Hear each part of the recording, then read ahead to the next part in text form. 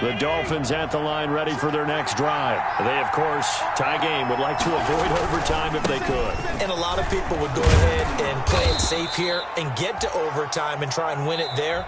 But, you know, sitting up here in the booth, take some gambles. I say let's go for this thing, try and push it, and maybe catch the defense back on their heels a bit. See if they do that. And here in overtime, if the team that receives the ball scores a touchdown, it's over. If they don't, we can still have some more football. That's exactly right. If they go down and kick a field goal, the other team gets a possession to either match it or score a touchdown to win the ball game. If both teams kick field goals, the next team to score wins. But if the receiving team throws a pick six or fumbles the ball and it gets picked up by the defense and they score, the game is over at that point. Here comes Nelson. And able to take it past the 25 and up to the 28-yard line. At their own 28-yard line.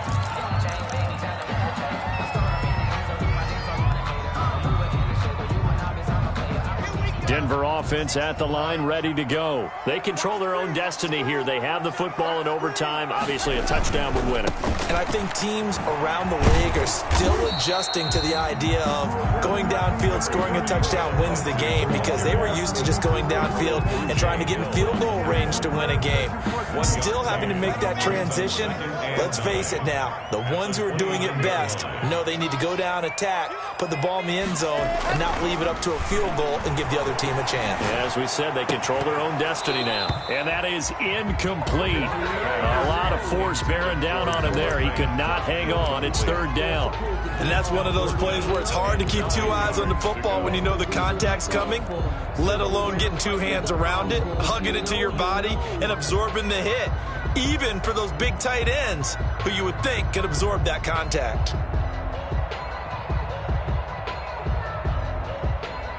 Coming up on a 3rd and 9. Opening drive of overtime as they look to convert. Shotgun snap to Lock. And that's going to be incomplete. The coverage too good there. The contact popped the ball free, and it's 4th down. That's an excellent job right there on 3rd down. Like any defense, you never want to let them get anything started, and that would have been a 1st down. Instead, you saw the contact on time, no penalty, and before this drive could get wings, it's 4th down.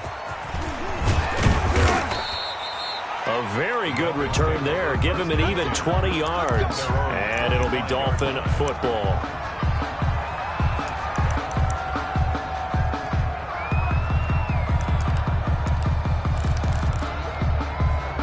The Dolphins at the line ready for their next drive. Their defense did its job, got the stop. All they need is 3, and this is over.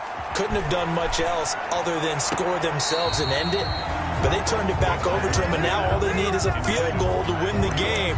An excellent job by the defense. Can the offense finish things off? Yeah, part 1 is done, now part 2. An incomplete pass leads to 2nd and 10 from the 25. Running out of the gun here, Breida. And he's upended at the 33, following a good pickup of 8. Matt Breida. Okay, he didn't break that one all the way, but you got to know that he feels like he's right on the verge, and that's probably exactly what he's telling them in the huddle right now. 3rd down.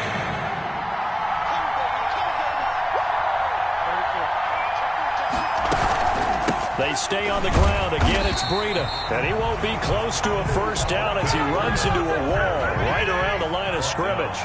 No gain there on the play, and that's going to leave him with a 4th down. It's now 4th down.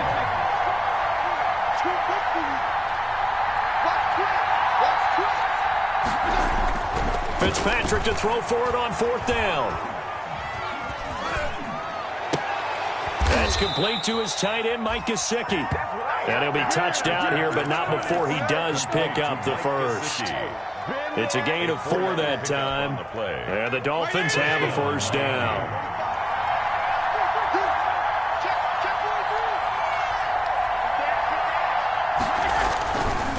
This is Breida. Oh, he's got some breathing room. And he'll be taken down, but not before he gets into enemy territory.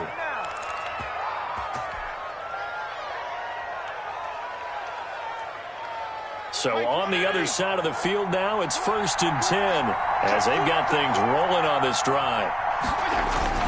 They run with Breida. And the result here, a pickup of 8. Leaves them with 2 to go on second down.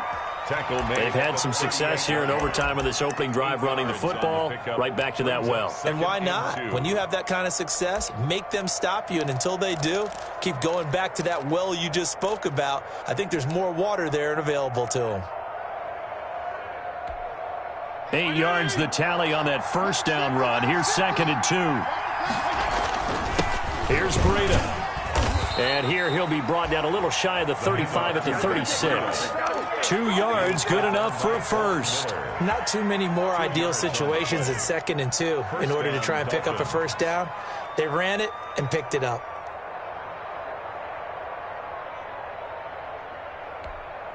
So from the 36 now, 1st and 10.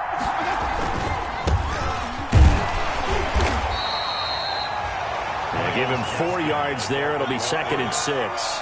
End result of that one, a nice 4-yard gain, so you can use that to set up your play-action game, or you can come right back and continue to run the football because as an offensive play caller, you're on schedule and feeling pretty good about your next couple of calls. Play action now, Fitzpatrick. He'll get this into the hands of Breida. He's going to go out of bounds, but he takes this one down just shy of the 20. It's a first down on a gain of 10. Well, that certainly has to feel good. It's not all the time that the play caller should get all the credit. Sometimes I think in the huddle, the quarterback just says, hey, who's going to make a play for me? I just need something right here. And the end result there, nice first down. Drive keeps moving.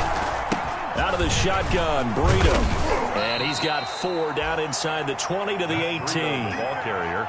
And I know you with every carry, especially in overtime, you're just saying, if you're that ball carrier, hold on to the football. Hold on to it, protect it, but not necessarily settle it because you're trying to get to the end zone. You're trying to end the game right here. And I know the defensive guys poking, clawing, breaking, trying to knock the ball free and protect their end zone. Yeah, like you alluded to, especially this part of the field. Gain on the play brings up 3rd down. So the field goal unit is on the field as this is a big spot right here. Now a second timeout called for by the defense.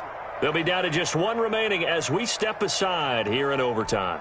So here we go. Maybe the biggest kick of the game forthcoming. Field goal. A 32-yard attempt.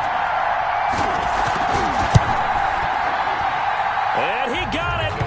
The kick is good in overtime. He's able to split the uprights. Broncos 28. We thought this game would be a good one. It did not disappoint into overtime, and it took the field goal to win it.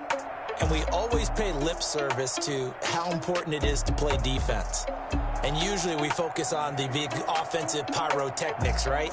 But in this case, they got the ball back on defense, gave themselves a chance, and they capitalized on it with a victory. And I don't care what distance that field goes from in overtime. The knees are always knocking, but he pushed it through. Not only that, think about your snapper, your holder. A lot of nerves for them, too, because they have to do their job in order to give him one last chance to put a foot to it. So for Miami, their good start continues as they get their record up to 4-2. And they will head home next week to take on the LA Chargers. Meanwhile, for Denver, the loss here will move them back to 500 at 3-3. And they'll get a home date next week against the Kansas City Chiefs. That'll do it for us. I'm Brandon Gaudin alongside Charles Davis. Thanks to our entire crew as well. We'll talk to you next time. So long, everybody.